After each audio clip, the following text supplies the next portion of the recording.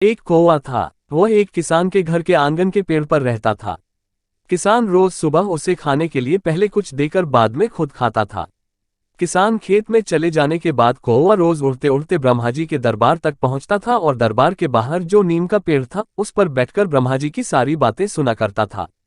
शाम होते ही कौवा उड़ता हुआ किसान के पास पहुंचता और ब्रह्मा जी के दरबार की सारी बातें उसे सुनाया करता था।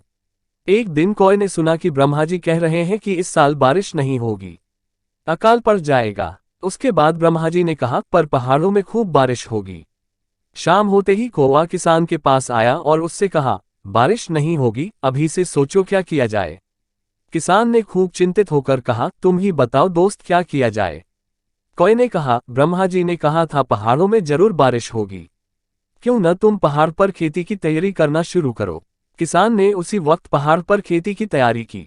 आसपास के लोग जब उस पर हंसने लगे, उसे बेवकूफ कहने लगे, उसने कहा तुम सब भी यही करो। कौवा मेरा दोस्त है, वह मुझे हमेशा सही रास्ता दिखाता है, पर लोगों ने उसकी बात नहीं मानी। उस पर और ज्यादा हंसने लगे। उस साल बहुत ही भयंकर सूखा पड़ा।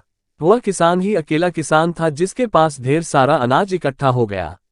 देखते ही देखते साल बीत गया। इस बार कौवे ने कहा, ब्रह्मा जी का कहना था कि इस साल बारिश होगी, खूब फसल होगी, पर फसल के साथ साथ ढेर सारे कीड़े पैदा हो गए और कीड़े सारी फसल के चौपट कर देंगे।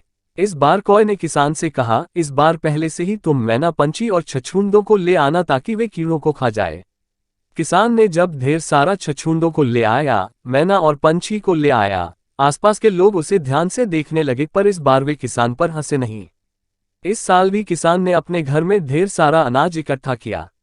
इसके बाद कौवा फिर से ब्रह्मा जी के दरबार के बाहर नीम के पेड़ पर बैठा हुआ था। जब ब्रह्मा जी कर रहे थे, फसल खूब होगी पर ढेर सारे चूहे फसल पर टूट पड़ेंगे।